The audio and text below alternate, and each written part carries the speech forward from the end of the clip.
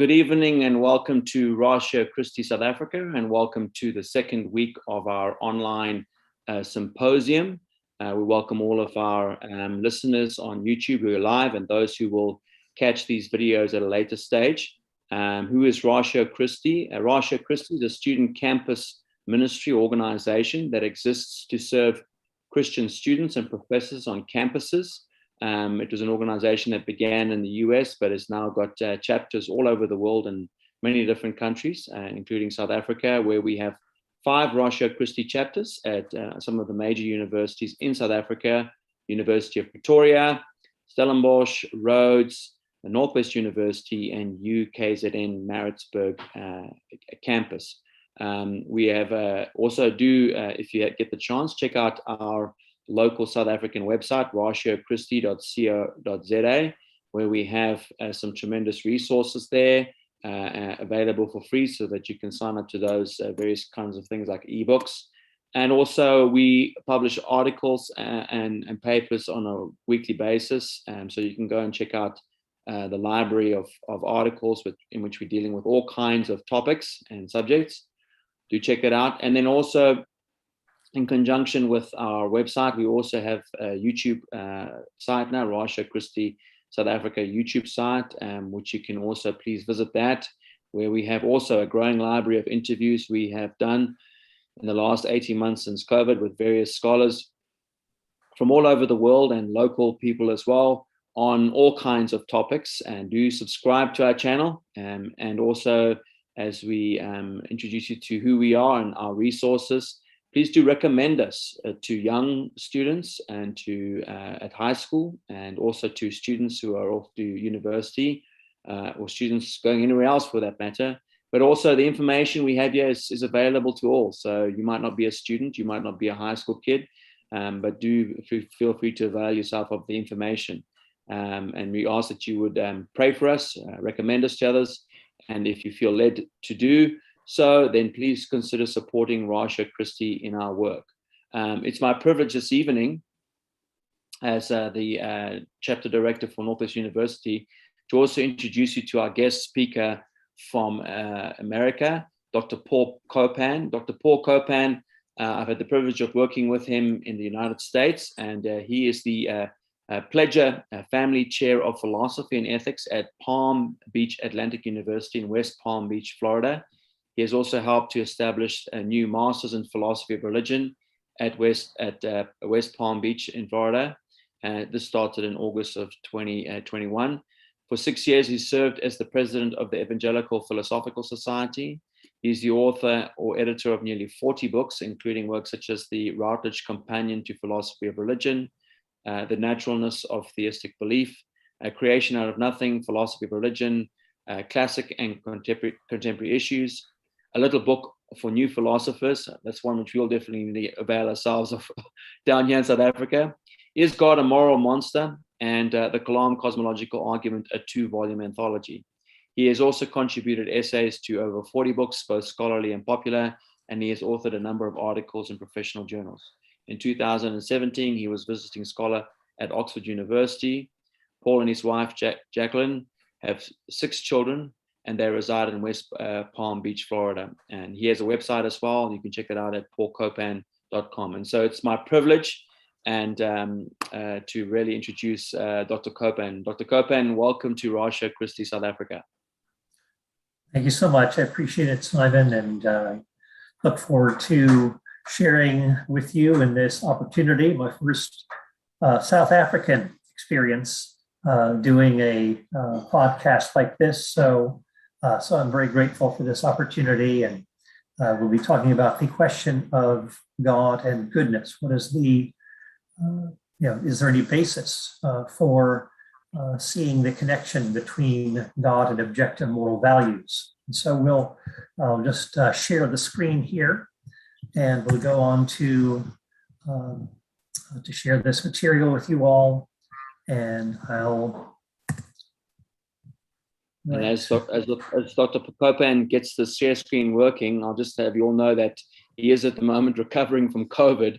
So he's going to toughed this one out for us. So we do thank him for that. We postponed, or we're going to try and get him to do the first session maybe at a later date. But thanks so much for making the effort to try and do the session for us, Dr. Copan. We really appreciate it. I had COVID a few months ago, and I know that it's quite tough to get over the fatigue and other things associated with it. Yeah, well, appreciate that. Thank you. All right, well, Simon, does this look all right in terms of the first shot? If you could just, I can't see the slide yet now, just try the share screen again. So once that comes up, I'll be able to see if it's there. It says I'm sharing, I'm screen sharing. Yes, okay, it's good. We can see it. You're good to go. All right, very good. Okay, super. Well, you've probably heard lines like, we don't need God to be good, or I know a lot of decent atheists. In fact, I'd rather have some of those atheists as my neighbors than some of those professing believers in God. And so as though that somehow proves the point that God and morality are not connected. And so what I want to do is explore that and a few misunderstandings that relate to those sorts of notions. There is a crisis in the West. John Rist of the University of Toronto said that there is a crisis in contemporary Western debate about the foundations of ethics. I think a lot of people blithely assume that, yeah, we know what morality is, but do they really understand what the foundations are? If you get rid of God, what are the consequences? Where does human value come from? Where do moral duties come from? And I would argue that Western culture is increasingly losing touch with its foundations for ethics, that human beings made in the image of God has supplied the grounding for human worth, human rights, moral reforms, crimes against humanity, and the international courts and so forth, that would not be around if it were not the influence of the Jewish Christian faith upon Western civilization. And as we'll see, this isn't only people who are sympathetic with the Christian worldview, but people who are secularists who recognize that it is the Christian faith that has actually supplied this foundation. And even those atheists like Neil Ferguson or Tom Holland and others, again, not theists, but agnostic or atheistic intellectuals who recognize that if you get rid of Christianity, the floodgates are open to great calamity in terms of losing our moorings and being able to sustain a robust ethical life and human dignity and worth. So let's unpack some of these things. And as Psalm 11:3 says, if the foundations are destroyed, what can the righteous do? Where do we begin? Where do we start to unpack? Well, let's take a look, first of all, at the argument for, we look at the argument for God's existence. It's good to make a couple of distinctions here. And first is that of values versus duties. And then the second distinction, it has to do with the objective versus the subjective. And if we get confused on these two basic categories, we will not be thinking correctly about these matters. So what do we mean by values versus duties, or the good versus the right? A lot of people think that what's good and what is right, these are the same thing, but actually the good is a broader category. It has to do with beauty, value, rationality, even duties going beyond the call of duty, like donating a kidney to a stranger, that's not a moral duty, but it is a good. So just because you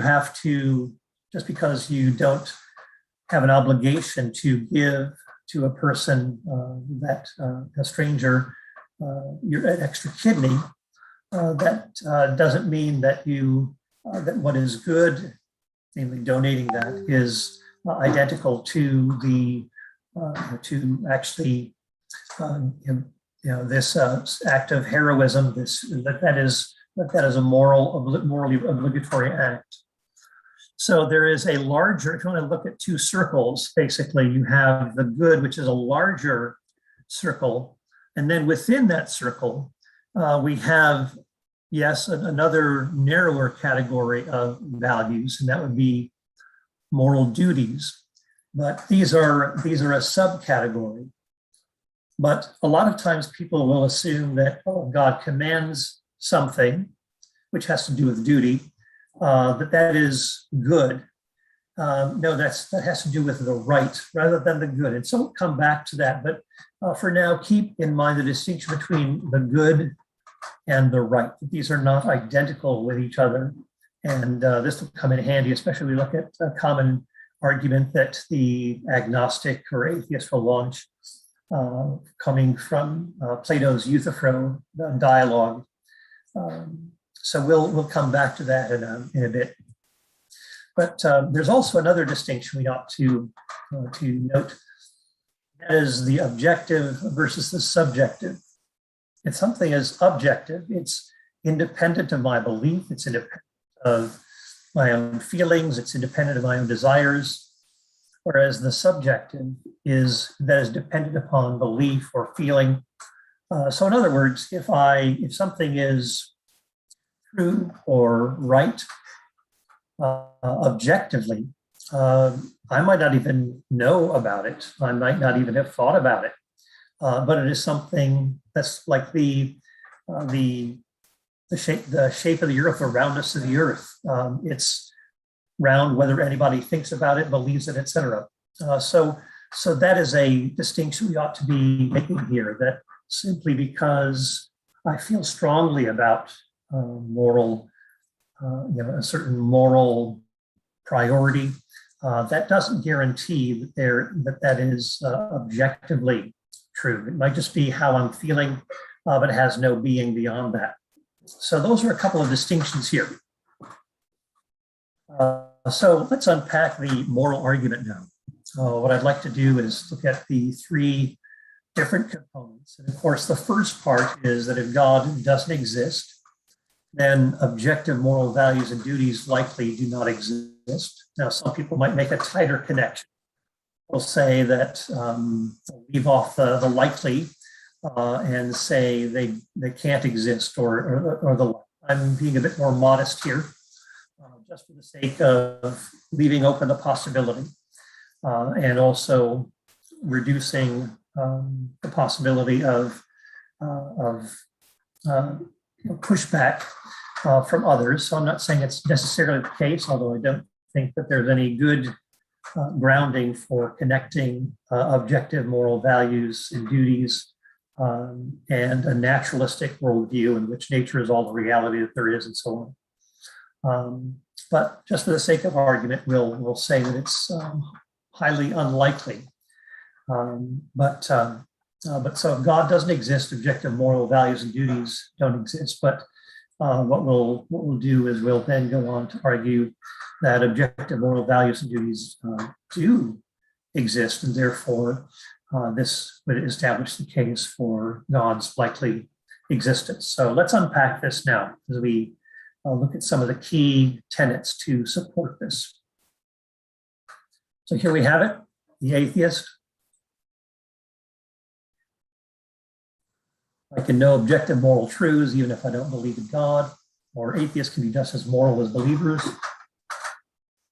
Well, keep in mind that all human beings have been made in God's image. You get a lot of things right morally if they don't suppress their conscience, if they're halfway in tune with relationships and so on, they can get a lot of things right. So just because you don't believe in God, keep in mind the very more fundamental foundation is that you have been made in God's image, even if you don't believe in him.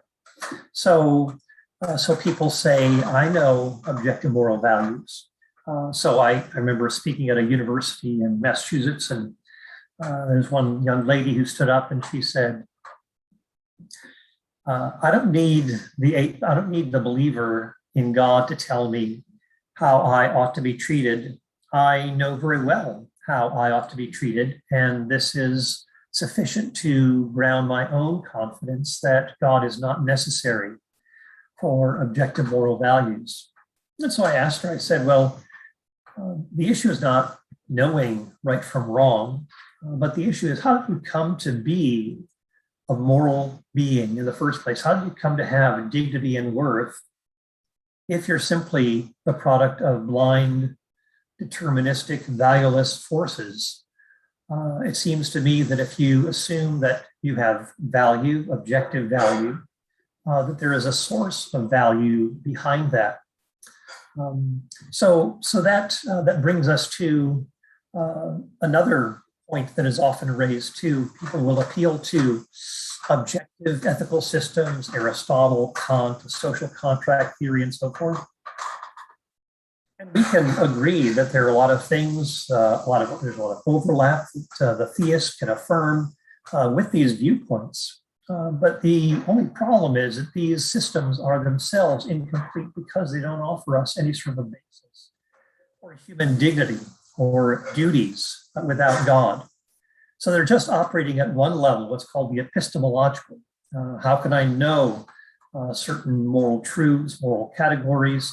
But it still doesn't get us to showing how human beings have dignity, moral responsibility, free will, rights, etc. That's yet another category. So you've got to go beneath the surface and rather than simply saying, oh, look at all these secular systems. They're sufficient to ground a robust secular ethic. No, they only go so far. They don't actually offer any sort of a metaphysical grounding or being for human dignity and worth. So that still needs to be explored, and that's where I'd say that the theist has the advantage over the non-theist, because human beings are all made in God's image. That their value comes from a supremely valuable being that is distinct from the physical processes in the world and so forth. So I would say that these are considerations that should not be glossed over. And again, we'll come back to some of these themes, but I'm just trying to map out a few of these categories here. So from valuelessness comes. Some people who might be very optimistic about somehow value could come out of valueless processes. Well, on what basis would that be?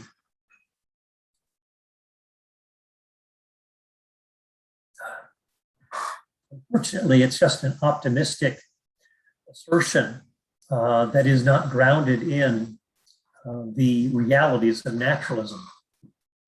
Nature cannot ground the reality of value, objective moral value, if we're simply the product of these blind, deterministic material forces.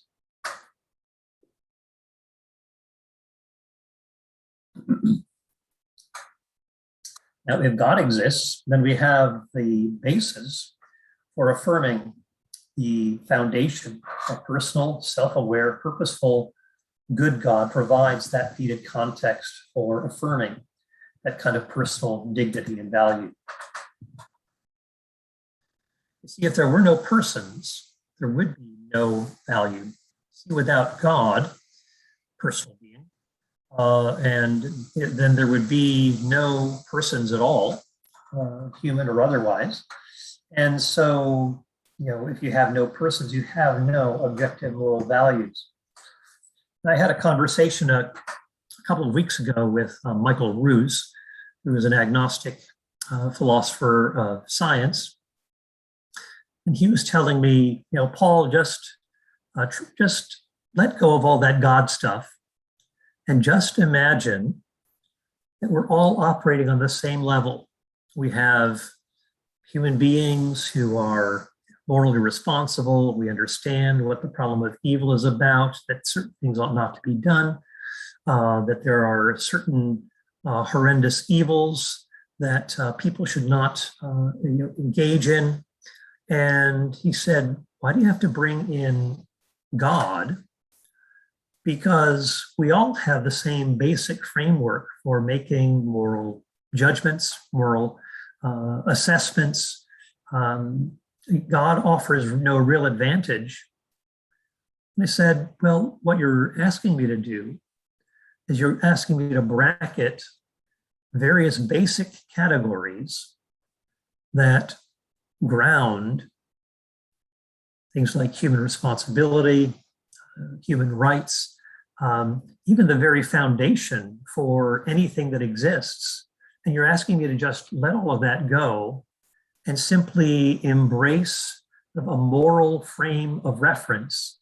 And then we can kind of work together from there and share, have a lot of these assumptions. I'd say that's question begging. You're assuming what you want to prove. You're assuming that human beings can get along fine without God, but that's the very issue in question. And so I'm not going to relent on that, because that is it basically you're gaining something from gaining an advantage from the theist by just allowing you to have that. But again, there's no metaphysical grounding for how value could emerge from valueless processes if there is no God. So I was pushing back on that very theme. We could also ask this question too, when it comes to the problem of evil. And Michael Ruse was raising these sorts of issues too. He was saying, I don't see how you can allow for a notion of a God to exist when you have Hitler and Himmler and so forth, all of these atrocities that have taken place in human history. And he said, I just can't believe in a God who would allow this. And I said, if you get rid of God, I'd say your problem becomes all the more severe. I said, is the problem of evil a serious one? Of course it is. But what I would argue is that the problem of evil makes a lot more sense if God exists than if God does not exist. Like you see, evil presupposes a standard. It's a departure from the way things ought to be. But if, as a naturalist, why is there any way things ought to be? Things just are the way that they are. But if you have God in the picture, then you have an objective measure by which to judge something to be a departure. It's kind of like counterfeit money. You can have real currency without counterfeit money, but you can't have counterfeit money without real currency. And I said, what you're doing is you're counting on the reality of a design plan, some sort of a moral standard by which to judge someone to be evil. But that very category makes no sense if there is no God, there is no way things ought to be. So human beings are made in the image of God. What does that look like? Spirituality, capacity to relate to God, emotion, rationality, creativity, volition, morality. We can add more to the list here. But these are the sorts of things that make sense in a theistic universe. But without the existence of God, it's hard to ground these sorts of things. So we'll unpack some of those things, but that's just a brief snapshot of what we mean by the image of God. There's another matter too, that God is the guarantor of final justice and happiness. You see, if there is no God, then Hitler and Himmler and so forth end up getting away with murder millions of times over. And someone like Mother Teresa, again, there's no uniting of her moral life and happiness. There is no, there ultimately is something absurd about this kind of an outcome. There is no reward there is no finding of happiness that we all look forward to. We have that deep longing for happiness, but in the absence of a God who guarantees that they converge, you'll have simply have Hitlers and Stalins and so forth who will simply have gotten away with murder millions of times over. But if God exists, then there is a guarantee that cosmic justice will be done. This is a more suitable moral picture than what we have on offer given naturalism.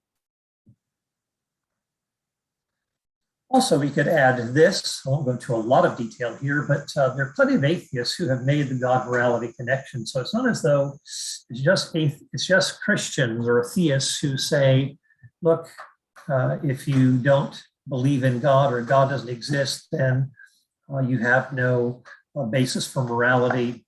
Plenty of atheists themselves have recognized this. In fact, there are some who have clung tenaciously to this idea that that morality does exist in a godless universe. But then the more people have thought about this, they have recognized, those theists are right. There is a connection between God and objective moral values. I don't believe in objective moral values, but if there are objective moral values, then the theist has something going. So there are plenty of people, and in my writings I talk about that connection that many of them make. People like J.L. Mackie and Joel Marks and others. So we can come back to that as needed. Also, there's been a historical connection between God and human rights. Think of the Declaration of Independence, which is a founding document for the United States. All are created with dignity and worth. France's Declaration of the Rights of Man and Citizen. Notice the connection between rights and the supreme being. And also the United Nations Universal Declaration of Human Rights, drafted by Christians and Jews, although they don't make explicit the connection between God and human dignity, equality, and so forth. Keep in mind that those who are putting this together in the wake of the Second World War wanted atheist nations like Albania and the Soviet Union to sign on to this. So they didn't mention God directly, but they were implying this, and it was very, very much assumed by those who are drafting this that this was what they had in mind. Jürgen Habermas, also Jacques Derrida, they have recognized that that there is a connection between democracy, crimes against humanity, and so forth, and the existence of God. This is something that has no other explanation, according to these intellectuals. Jürgen Habermas, one of the leading philosophers, influential philosophers in the world today. And human rights, the late human rights scholar Max Stackhouse says that, and he has documented this a lot of his career, where these quote unquote secular Western principles of basic human rights develop nowhere else, not a key strands of the biblically rooted religion.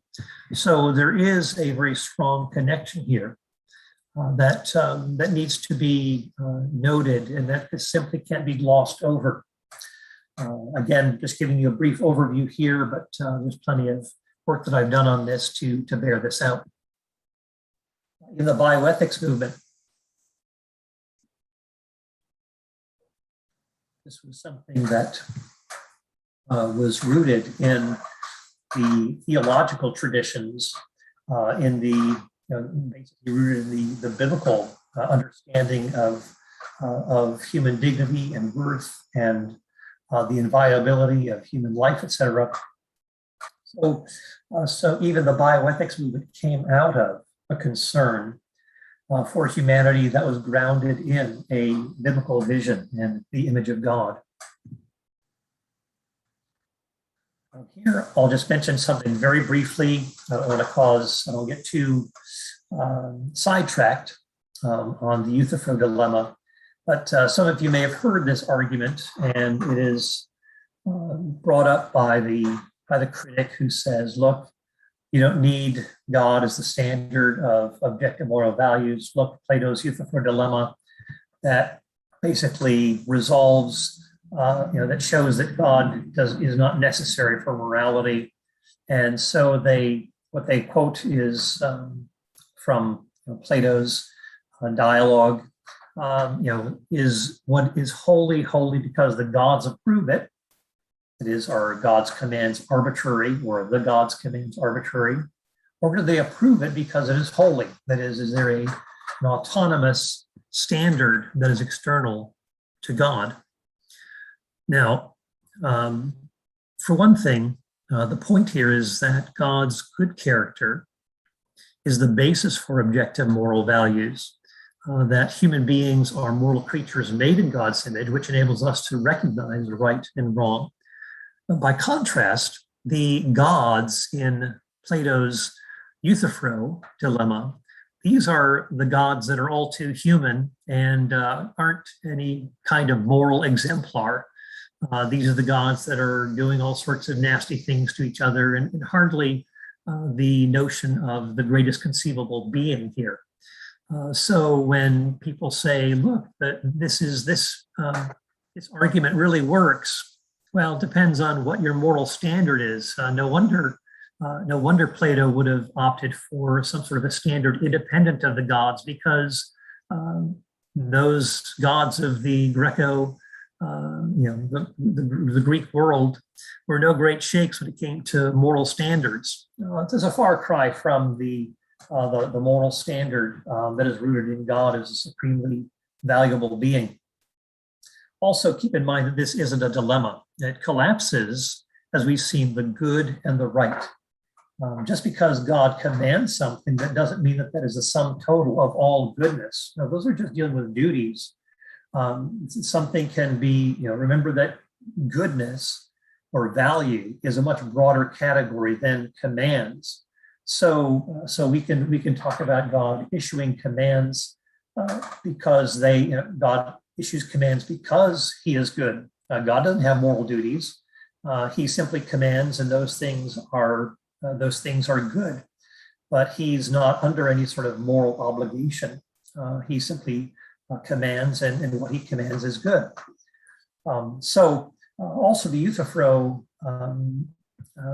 context gives no basis for affirming intrinsic human dignity. Where does human dignity come from? Where does human value come from? Again, the Euthyphro question doesn't give us any basis for affirming that. It just assumes that human beings have dignity and worth. But we can say that God's intrinsic goodness is sufficient to ground moral values and also the rightness of the commands that he issues. All right, so that's kind of our first part. Took a little bit of an excursus on the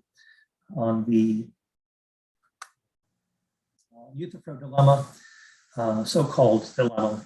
And now let's just say something about the part two of this argument, that objective moral values and duties do exist. So let's unpack that here. C.S. Lewis said that objective moral values do exist and are inescapable, and to use the words of Alvin Plantinga, properly basic.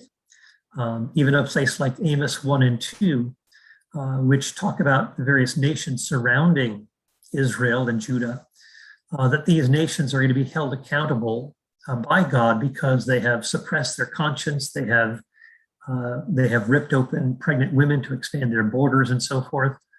So these are some basic things that God says to these pagan nations around Israel: you should have known better.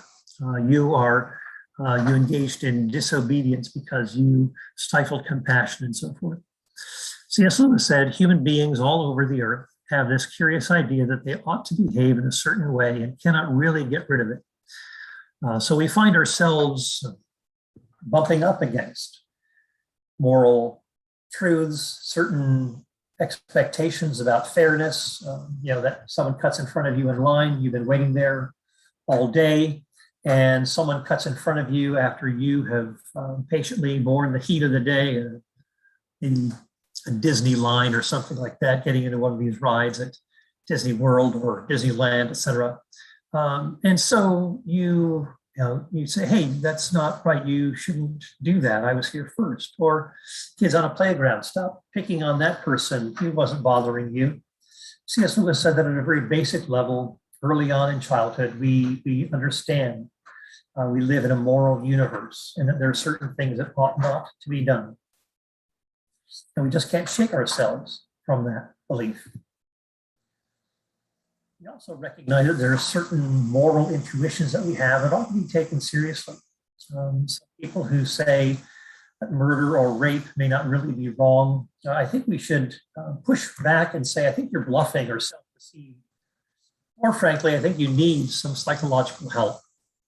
I really don't think that you believe that torturing babies for fun is, I don't think you really, I don't think you really believe that the idea that torturing babies for fun is okay. I think you're self-deceived, and I think that you know better in your heart of hearts. People recognize that there are certain things that simply are basically wrong, immoral, and that we ought to pay attention to those moral intuitions that we have. A lot of people will, on the one hand, claim to be relativists. That's just true for you or right for you, but not for me. But notice that if you believe in relativism, then the idea of rights becomes impossible. Rights and relativism are inherently conflict with each other. After all, what's wrong with oppression and intolerance? What's wrong with racism? I'm speaking at a university in the Atlanta area, and I was speaking on this topic of relativism, and there were some students who said, well, what should we, it was a Christian group on campus, and they said, what should we entitle the talk? And I said, how about calling it when racism and bigotry are okay? And they were going to publish it in the student newspaper, and some of the editors there said, no, we can't do that. That sounds intolerant. And thankfully, someone who saw the connection said, well, the point is, if everything is relative, then how can you get upset with racism and bigotry? Everything is just a matter of one's personal preference. And in fact, why do relativists even get upset with people who think that there are moral truths for all people? So,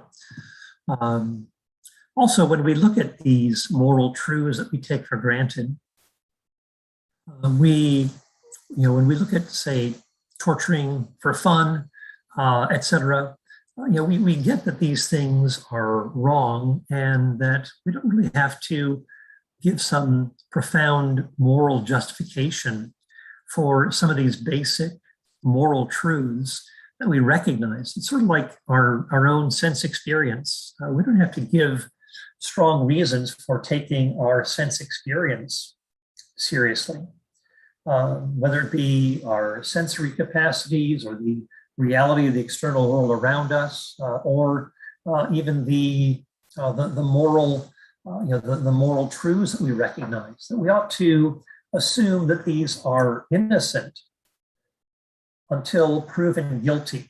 What's called the principle of credulity.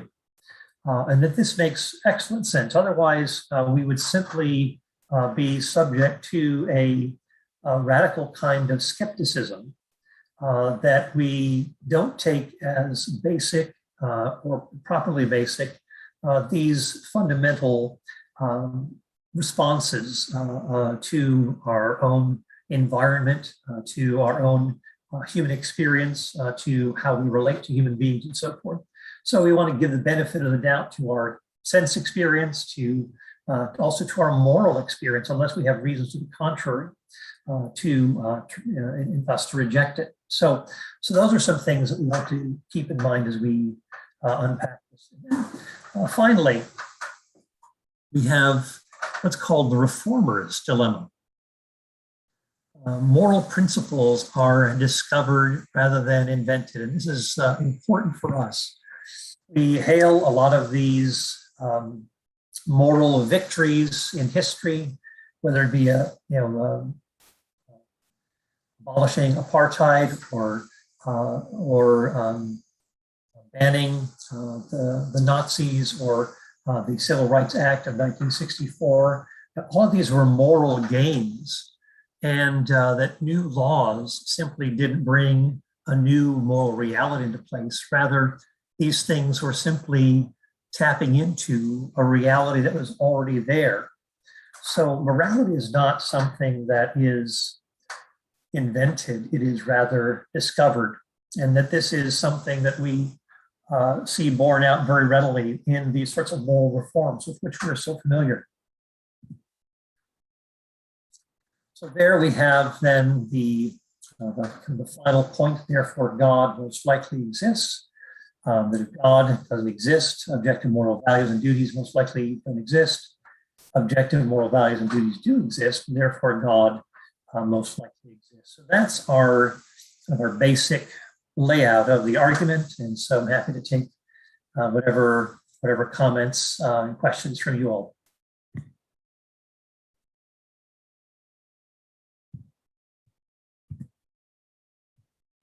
Thanks very much, Paul. Hopefully you can hear me, and then we can dive into questions. We've got a bunch of questions rolling in.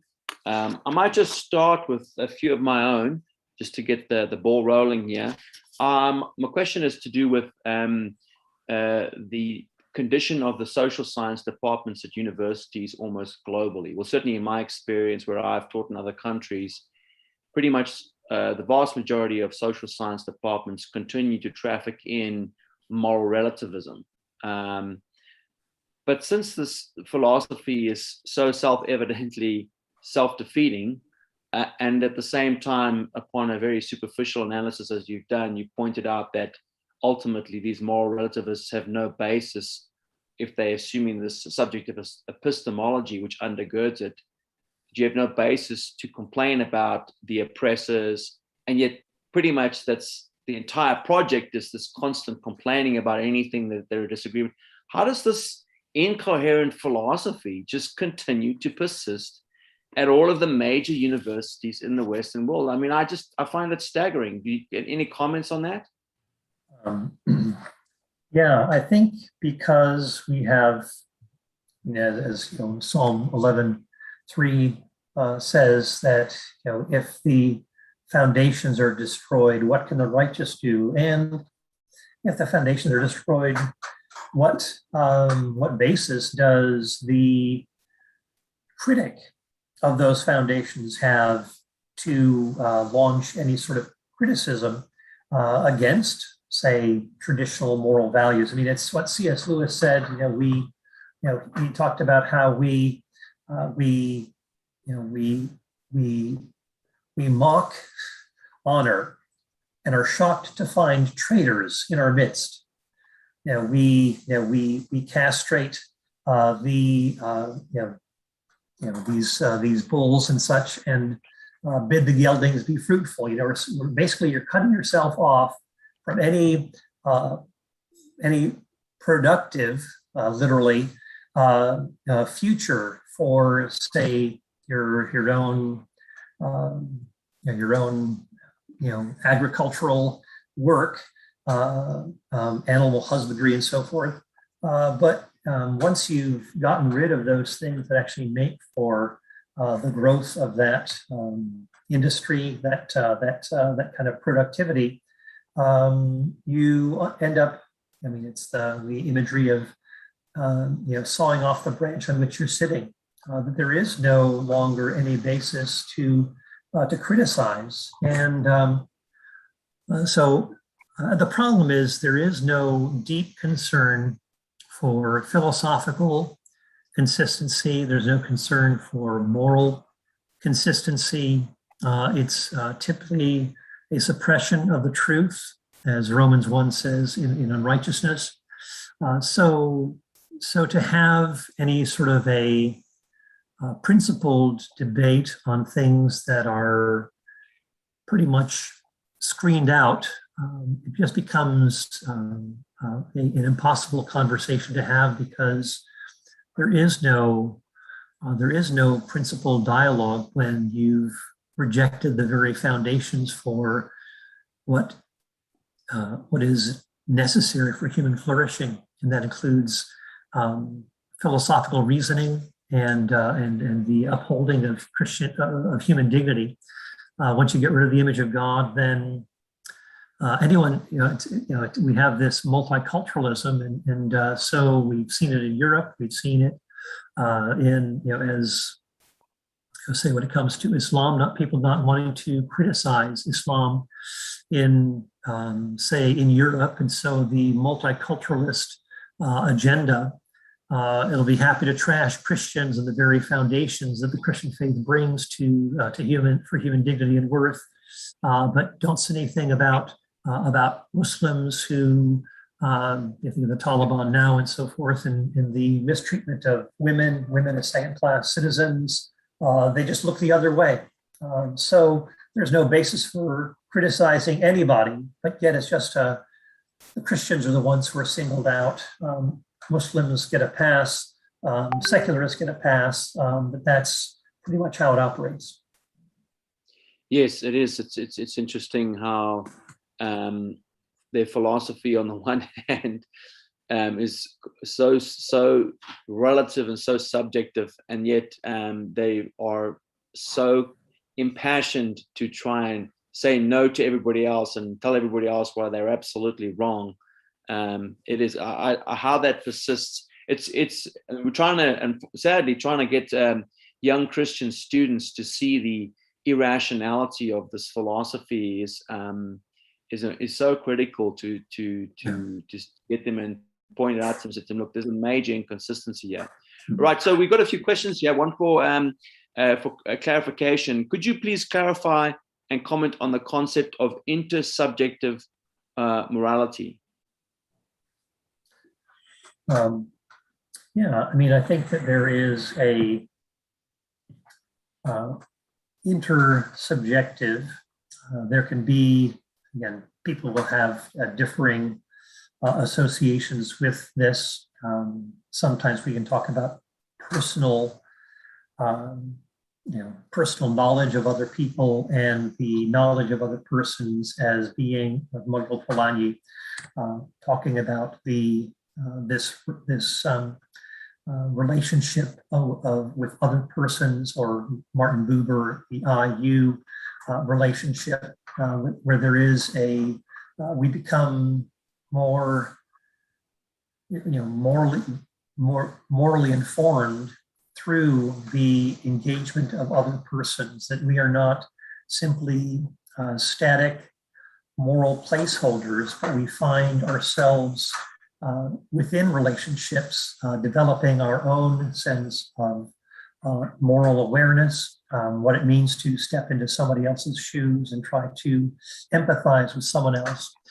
So on the one hand, we can say that the importance of this engagement with other persons that informs our own moral understanding, that informs our own, the proper basicality of human relationships, that is very significant.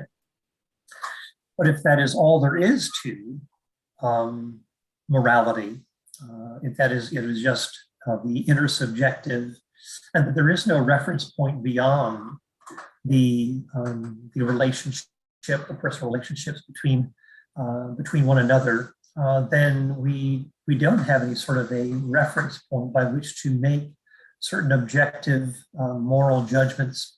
So I don't know if that is what this questioner is driving at, but I think that that's a significant point to at least be alert to. And if somebody wants me to unpack that a little further, I can. Okay. Well, we'll wait to see maybe that there'll be another response from the person who asked the question on YouTube. Second, another question here. In the discussion about moral relativism, I suspect that words like objective, absolute, and universal are often used interchangeably. My question is whether distinguishing the meaning of these words is important for understanding morality and ethics from a Christian theistic perspective. Right. I think we have to be careful about a term like absolute Not that there aren't moral absolutes like loving the Lord your God with heart, soul, mind, and strength. Those are certainly not denying that. But so often there is a collapsing of any moral shading into it's either absolute or it's relative. And there are certain categories that may not be as, we say, clearly absolute, for example. And I'll just mention the example of the deceiving Nazis who are looking for Jews in your basement. I would say that though all things being equal, you ought to tell the truth. But if someone's life is in jeopardy, then you're not morally obligated to tell to tell the whereabouts of an innocent person if someone is trying to take his life. So it would be morally permissible to deceive, and we see this several times in Scripture. We see it in the midwives in Egypt, in Exodus 1, Rahab in chapter 2 of Joshua, and even in 1 Samuel 16, where Samuel is going to anoint a new king. And but he tells the Lord, he said, if Saul hears about this, he's going to kill me. And so the Lord tells Saul, or Samuel, he says, if anyone asks you why you're going to Bethlehem, tell him that you're going to Bethlehem to offer a sacrifice. This is the Lord saying this. And so we see that there are instances where deception to protect innocent human life, in cases of warfare, criminal activity, that sort of thing, that deception would be morally permissible. So we have to be careful. And even when it comes to I think some Christians, well-meaning Christians, when they look at the Sermon on the Mount, and Jesus talks about anger and lust, a lot of people say, look, Jesus is saying that lust is the same thing as adultery, that anger is the same thing as murder. Jesus isn't saying anything like that at all. He's saying they're both sinful, but they're not equally sinful. They're both, or even if you want to put it this way, they're both sin, but they're not equally sinful. So it's better to keep things at the initial degrees rather than to go the entire way, which is, again, holds you, much more, you're much more culpable if you actually carry out the act in full measure. So Jesus is, so there is wrongness, but there are degrees of sin as well. So those are some things that I think are helpful to keep in mind as we look at objective versus absolute. So we can talk about, and what we mean by, like I said, what we mean by something being objective is that it is true, false, right, or wrong, independent of my own feelings or what other people think about it and so forth. So those are some things that I want to clarify. So I think it's helpful to use the term objective rather than to simply say absolute. That it can be a much more confusing term. Okay, thanks very much. That's a helpful distinction that's been made there. I cannot help think, but when Jesus is in the synagogue and he's confronting the Pharisees, and he's got the man standing in front of them with a shriveled hand, and he basically calls them out and says, you feed your animals water on the Sabbath, and yet he has a man. And in that is this kind of intuitive awareness of the kind of a hierarchy to some extent of goods there, which I think I see reflected in that as well. Is this also, this distinction you're making, it tied to the concept of people being intuitively aware of the goodness of something? So, for example, the example that you used there of the Nazis showing up at the door and you've got hiding some Jews in your basement, is that because you know that there's a higher good to protect the lives of these innocent people from these monsters. And so, although it's not a good to deceive, there's a higher good that's been attained there. Would you tie that in? Because I know as you started your argument, you talked about this concept of goodness. Would that be a part of that thinking? Right. Yeah.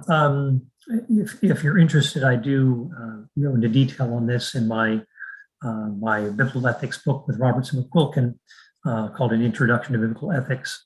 But one of the points that we make there is that the person who is seeking to take innocent human life has already forfeited access to, a right to access to the truth.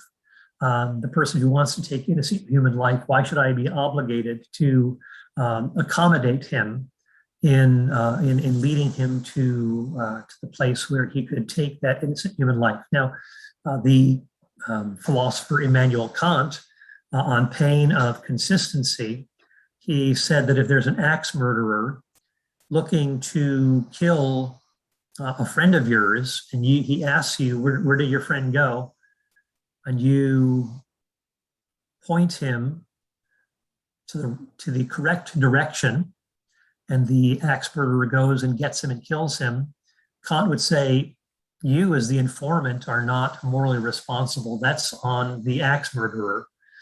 So you would be obligated to tell that person, the whereabouts of your, that friend. So again, it's deeply problematic and counterintuitive. But I would say that there is the book of Proverbs says that we are to give to a person to whom whatever is due, that we ought to give to each person according to what is his due. And there is no moral obligation to give the truth to someone who is going to take innocent human life. Of course, the goal is to restore the culture to a place where truth-telling becomes of value again. But in the absence of that kind of a moral rectitude and clear vision of the good, sometimes there are certain, unfortunately, compromises that need to be made in order to preserve innocent human life and to, again, work toward the restoration of those goods within a society so that the truth can be spoken again. Okay, thank you. There seems to be atheistic moral theories that can establish objective morality. What do you think of Sam Harris's utilitarianism as depicted in his book, The Moral Landscape? I can think of other atheists who, Ayn Rand, I believe, was also an atheist. She had a belief in objective morality, and there are a few others out there. But what would you say to them, and specifically to Sam Harris's utilitarianism as depicted in his book, The Moral Landscape? Well, with Sam Harris, there certainly is no basis for affirming human dignity, given his utilitarian outlook. See, on utilitarianism, human beings are basically like vessels, a cup, a jar. And what is of value is not that jar, but what is poured into it, namely that which allegedly enhances human flourishing. But it's not as though human beings have that intrinsic dignity in and of themselves. So to simply speak of human beings having value without any sort of a moral grounding, you're left with the question: why do human beings have any dignity whatsoever? And if my own choices, and again, some people will make a certain case for utilitarianism, that, hey, if some people are more valuable than others, say a Nobel Prize winner, or you've got a bunch of Nobel Prize winners, and there's this homeless person who has actually well-functioning organs, and you can give one of those organs to these various Nobel Prize winners for the good of humanity. Then what would be wrong with harvesting those organs for the greater good of humanity? There are a number of problems with utilitarianism, but I'd say if you get rid of God, and there have been Christians who have held to a utilitarian viewpoint, but they've rooted it in a God who has a vision he has certain ends for his human creatures, and that it's not as though these are, they're merely instrumental and have no intrinsic worth themselves. But someone like Sam Harris cannot achieve a foundation for intrinsic human dignity precisely because he has a naturalistic worldview that does not have any sort of grounding for one, free will, moral responsibility, intrinsic dignity, moral duties. If you're a utilitarian, where does a standard of goodness come from by which we judge certain things to be evil? Theism is much better equipped to account for a robust moral understanding of human personhood, of human rights and dignity and so forth, that, again, a secularist account simply cannot accomplish. Okay. I'm interested in this as well, because I'm familiar with some of Sam Harris's works, and you do see some atheists attempting to make these arguments, and then you've got others, as you pointed out, atheists who deny that there is objective morality. You mentioned Mackey, but you can see this in the works of Nietzsche as well, and many other atheists, including Michael Ruse, if I'm correct. I remember reading a quote from one of his books in which he talks about these biological adaptants are just evolutionary forces, and any other thoughts, if I can recall the quote, is illusory. Any other views we have, we might use the language of value and meaning and purpose, but it's just an illusion.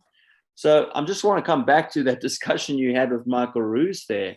How is he trying to marshal this in then? Because he says that in his writing, and yet is he trying to say that, well, human beings in general have the same kind of nature, and we kind of all are aware of basic rights, and so that's good enough to deliver for us? Is that what he's trying to get at there?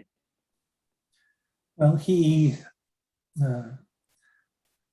it can be a little bit confusing in that there ultimately is no objective basis for affirming one system, as it were, of morality as opposed to another. It's one, he talks about rather than developing a morality of savanna dwelling primates who love the open air and who bury their dead and so forth, we could have developed a termite morality, in which we would have eaten our waste material, we would have cannibalized each other, we would have just all sorts of things that were that we think, oh, that'd be horrific, that'd be terrible. Well, he'd say, well, that's just the way that we developed. You could have gone one way, could have gone the other, and that's just the luck of the draw.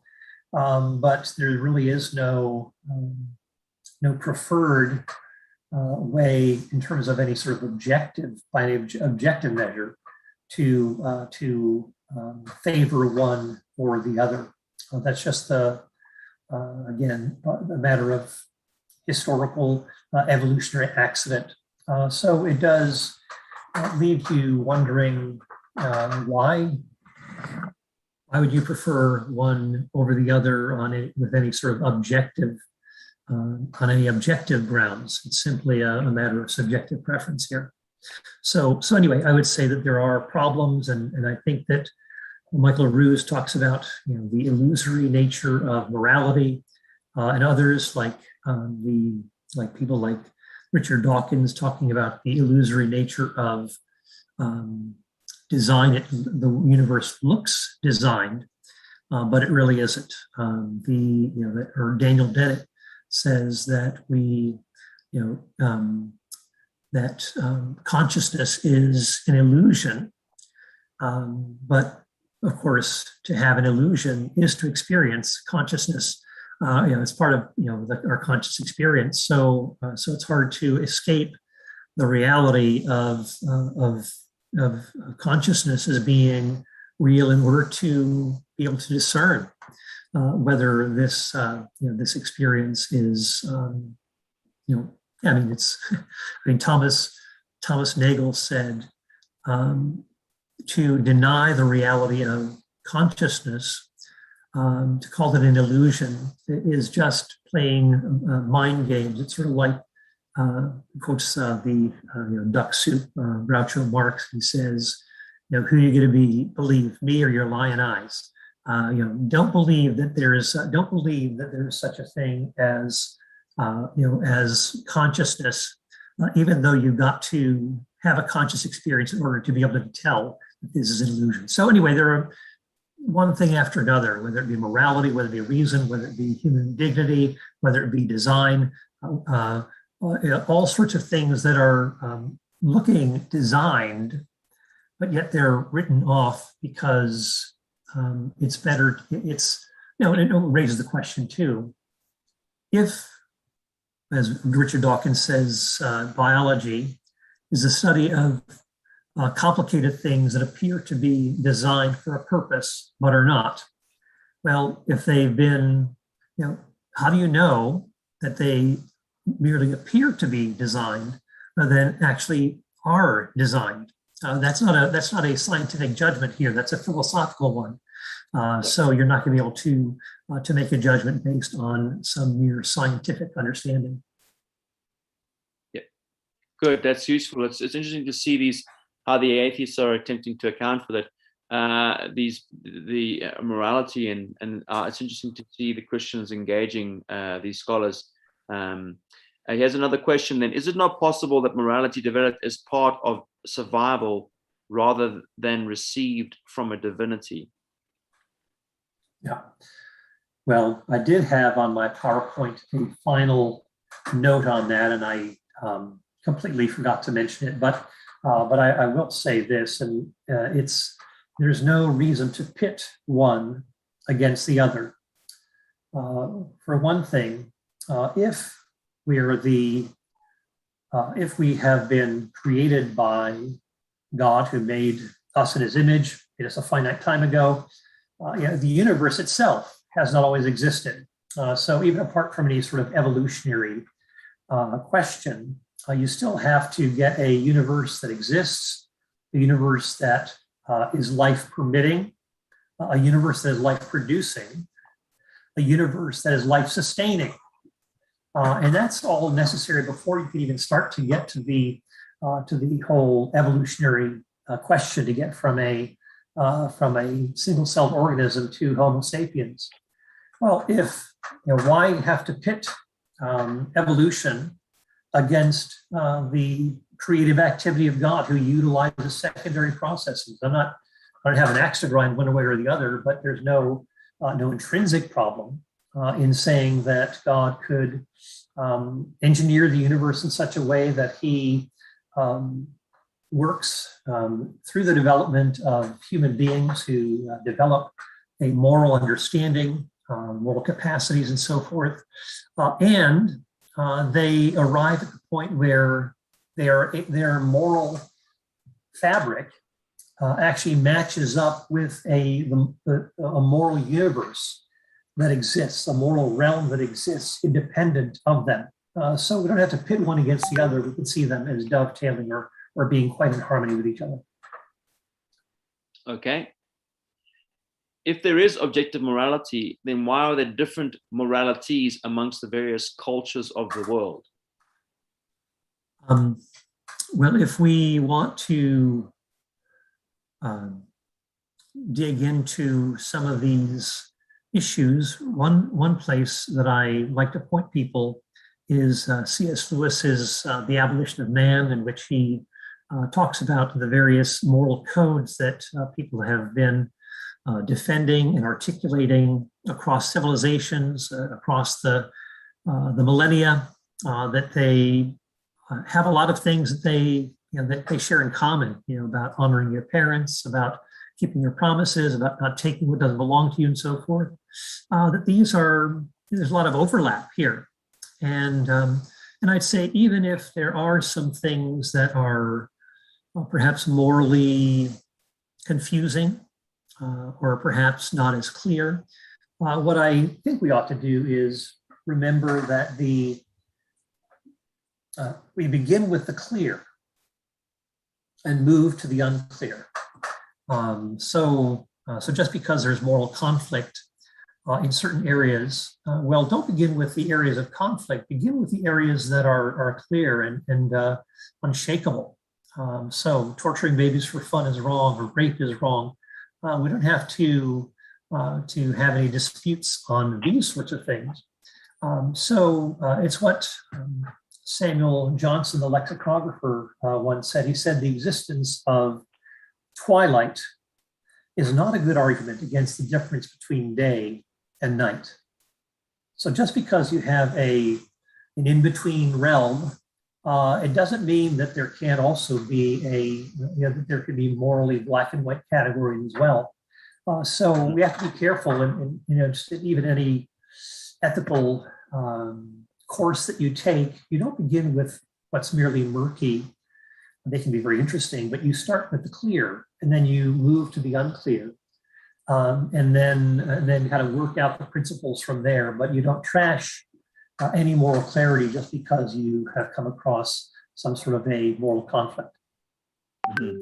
It's interesting you bring this up, though, because when I'm speaking to students here, I find out that a lot of the time when they take classes in ethics, how the classes are often launched is with an ethical dilemma.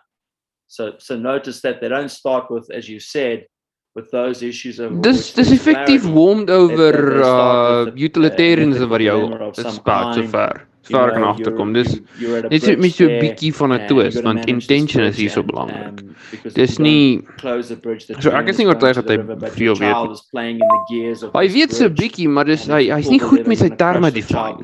Dis my frustrasie want well-being is van beneficial to the individuals van what's benefit? Hoe define jy dit? Hoe meet jy dit? To a lot of young folks, and then when of course there's disagreement, which with an ethical dilemma there will often be the case, do I switch the machines off or do I not switch the machines off? And they go, you see, moral relativism is true.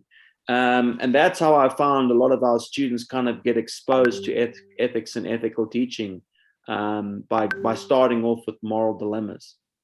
Yeah, well, I think that probably an easy way to resolve a moral dilemma is to say, here's a choice. It's a child or the ethics professor, to throw that person on the tracks and see, so how many of you vote for the ethics professor to be thrown onto the tracks? Yeah, all right, let's do that. That's a great strategy to in the thought experiment, to put the ethics professor into the mix. I must remember that. I'm going to encourage the students to say, well, how about we have this thought experiment where the ethics professor is one of the people in the thought experiment, Exactly. Yeah. Interesting. I'll remember that. That. Thanks very much. All right. There's a few more questions here, Dr. Copan. Let me just get them here off my phone. What are your thoughts on atheistic moral Platonism? Yeah.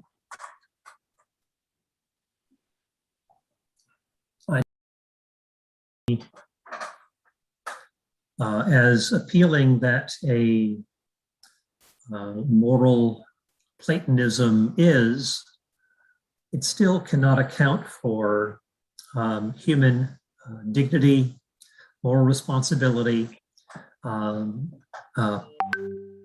personal duties, etc. That in fact, there's that book that I cited earlier. It's by John Rist, Real Ethics, in which he himself says that some sort of a Platonism that Augustine adopted, but also personalized into seeing God as the, again, it's more than just a moral ideal, a good, as though this is impersonal and abstract.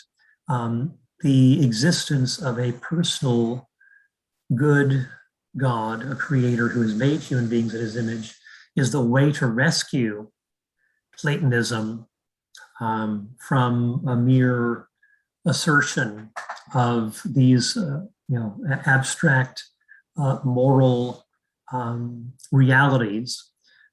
So I would say that that this is that Augustine offers us a much more plausible grounding in the mind of God, in the character of God, rather than simply resorting to some sort of a detached, abstracted Platonism. And I've done some work in this area. Eric Wielenberg, who has done is an atheist philosopher. And I, in a recent book that came out with Anthem Press, Angus Manouge and Barry Bussey, the editors, I responded to this atheist philosopher's claims that that human beings he tried to justify or ground human dignity and worth.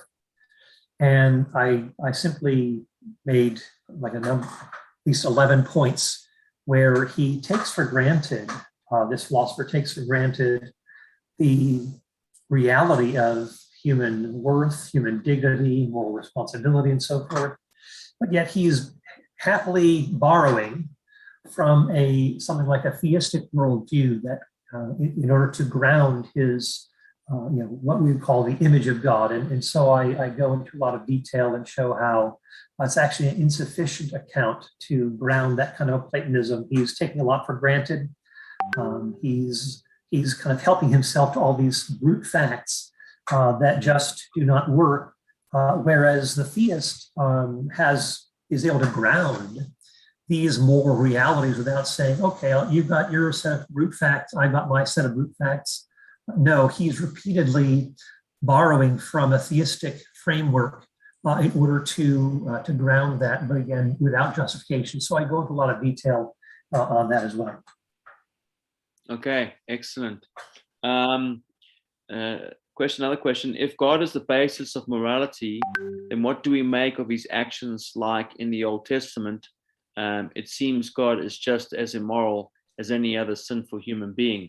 Of course, this is going to open up a huge discussion because I know that you've written on this subject extensively. In fact, at the last conference we spoke at, you were tackling this issue, and I know you've co-authored stuff with our good friend Matthew Flanagan from New Zealand, and you've written some books on this as well.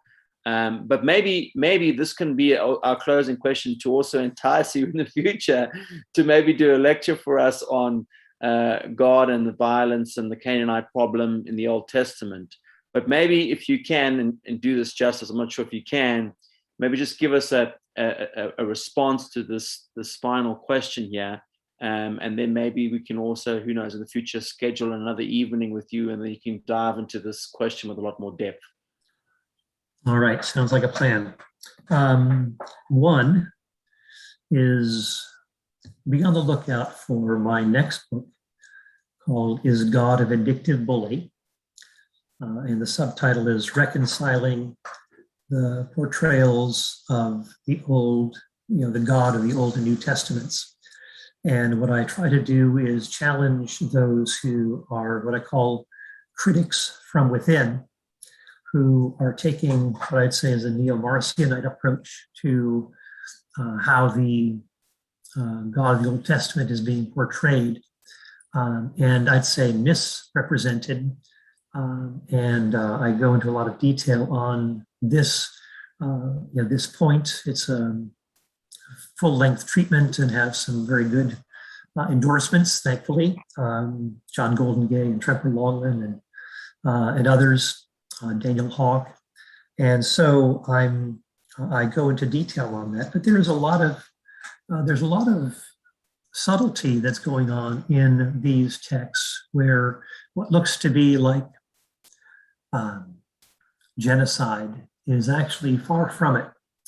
We see lots of survivors where we're told there were, we left alive, nothing that breathed and so forth. I'll give an example here to just be a teaser on this question. So people have, of course, problems with the question, did God, what about the man, woman, young and old? What about those people in those circumstances? Well, here's an example. In Numbers 21, there are two kings, Sihon and Og, who are the Israelites want to pass through. These kings won't let the Israelites pass through, and so they take up arms against Moses and his people. And we are told that the army, the king and his sons, so adult males, are fighting against the Israelites, and they were utterly destroyed. But again, it's just dealing with the male army, and even at that, it's an exaggeration. You get to Deuteronomy chapter 3. It recounts the same narrative, but then throws in man and woman, young and old, even though they weren't there at the original battle site. So what's going on here? The women were not present at the initial battle, but as part of the rhetoric, as part of the hyped up language, which Deuteronomy specializes in, it includes that sort of material. And so I try to bring out a number of these things that I think bring clarity to those issues. So I go into a lot more detail on this, and that's all I have time for here. But like you said, perhaps down the road we can do an interview to go into more detail on this. Yes, I know that's going to leave everybody hanging and sitting on the edge of their seat wanting for more, but that's perfect because we can get them next time. But yes, Dr. Copan, thank you so much for your time this evening and for tackling this very important topic for us, which is very much at a part of the center of the debate. I know that you were recently a contributor to a book with a number of Christian and skeptic and atheist scholars on the morality wars. It was put together by Dr. Louise Mabille and Dr. Henk Stoker. So I know you were very much a part of this discussion on God and morality, but thank you for helping us understand this important question. And maybe if you can, I can give you the final shot. If you've got any words of encouragement for young Christians and any other Christians out there, maybe you can just close for us then this evening and just with the word of encouragement. Sure. Well, I would say that these are times that call for courage, that call for standing up for a Christian worldview that makes so much sense, is far more plausible than the worldview alternatives that are out there. We don't have to be afraid of people challenging us from an intellectual point of view. We have a wonderful, rich tradition of Christian intellectuals who have been at the forefront of speaking the Christian faith into their own culture. And we need people who will rise up, who will be counted for Christ, who will take scholarship seriously, and who will make the most of the opportunity that the Lord has given to you all. There's a plaque that I have here in my office. It says, "Only one life till soon be past. Only what's done for Christ will last." So God bless you in this, and look forward to further conversations down the road. Be strong and of good courage. The Lord is with you wherever you go. Amen. Thank you very much, Dr. Copan. Good night. Good night.